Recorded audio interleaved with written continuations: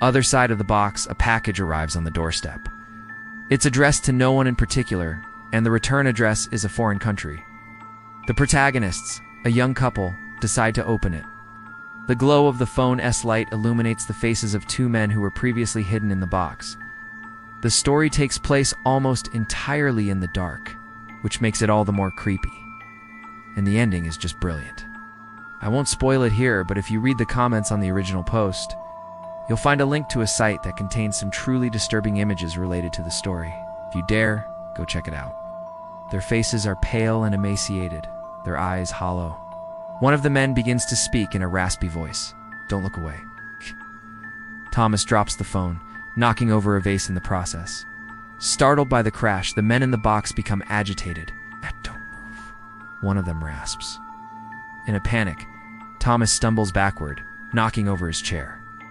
As he tries to make sense of what's happening, the man continues speaking. You shouldn't have opened the box. You shouldn't have looked inside. Now we're free, but only one of us can leave this place. The other will be left behind forever. Confused, Thomas asks what he's talking about. I told you not to look inside. You should have listened. Another raspy voice cuts in. But I want to see what's on the other side of the box. Curious? Thomas gets up and walks toward the box. You shouldn't have done that, the man warns. Thomas ignores him and reaches out to flip the box over. The men scream at him to stop, but he doesn't listen. As he flips the box over, he sees another lenticular puzzle, but it looks different somehow.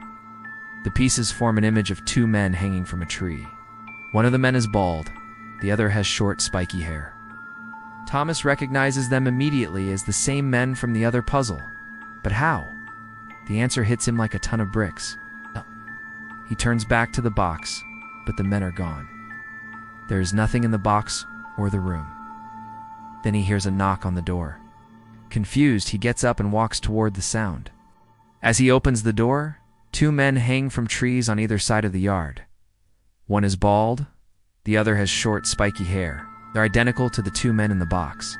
Thomas screams. Inside is a plain box wrapped in brown paper and sealed with red tape. They cut through the tape, and the box opens to reveal a smaller box. Something about this doesn't seem right to Anna, she says.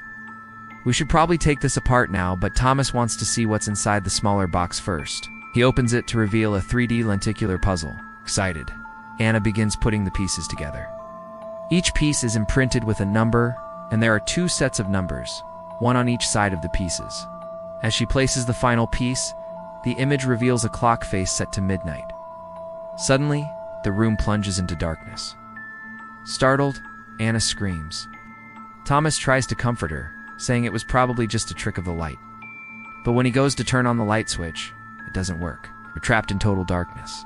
Thomas feels around for his phone and uses the flashlight app to shine light into the box. This short is truly terrifying. The story is simple, yet the tension builds beautifully.